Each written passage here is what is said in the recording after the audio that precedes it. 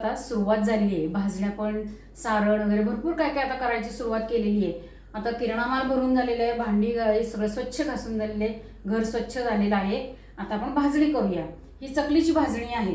आता ही वाटी साधारण हे 3 वाट्या मी घेतलेले तांदूळ आणि ही उडदाची डाळ आहे अर्धी वाटी, पाववाटी ही मुगाची डाळ आहे, ही हरभऱ्याची 1 वाटी आहे, हे जिरे आणि हे धने. आता हे मी सगळं धुतलेलं आहे आणि वाळत घालून आज ते भाजायला मोकळं केलेलं आहे. आता आपण एक सेपरेट भाजून घ्यायचं आहे आणि सेपरेटच ठेवायचं आहे. आता मी गॅस लावलेला आहे. सुरुवातीला मी उडदाची डाळ भाजून घेणार आहे. आता उडदाची डाळ चांगली भाजली गेलेली आहे. त्याला थोडे असे काळपट डाग पडले, असे कुडकुडीत झाली की कळते ती. आता ही मी सेपरेटच ठेवणार आहे.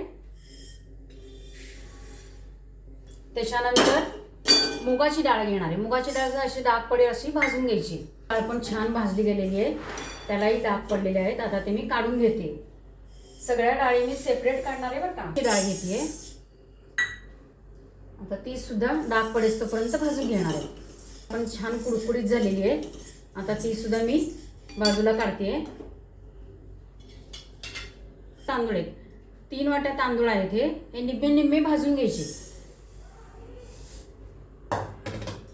तांदूळ पांढरे झालेले आहेत साधारण.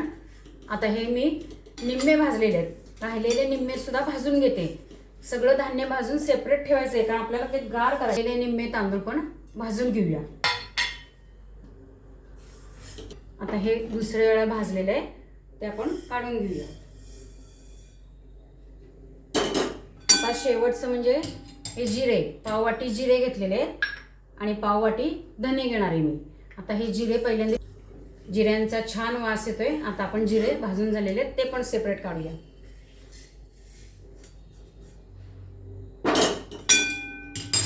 आता हे धने पाववाटी झालेले आहेत. आता ते चांगले उडायला लागले, त्यामुळे ते काढते मी बाजूला. गॅस घालून टाकलेला आहे.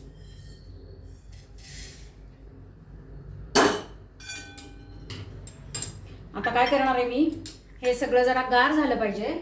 हे सगळं धान्य गार झालं की मग मिक्सरच्या डब्यातनं आपण दळून आणायचं आहे. म्हणजे मग चकली छान खमंग अशी होते. ती नंतर करताना मी दाखवतेच आहे तुम्हाला. हे अशा पद्धतीने चकलीची भाजणी तयार करून घ्या.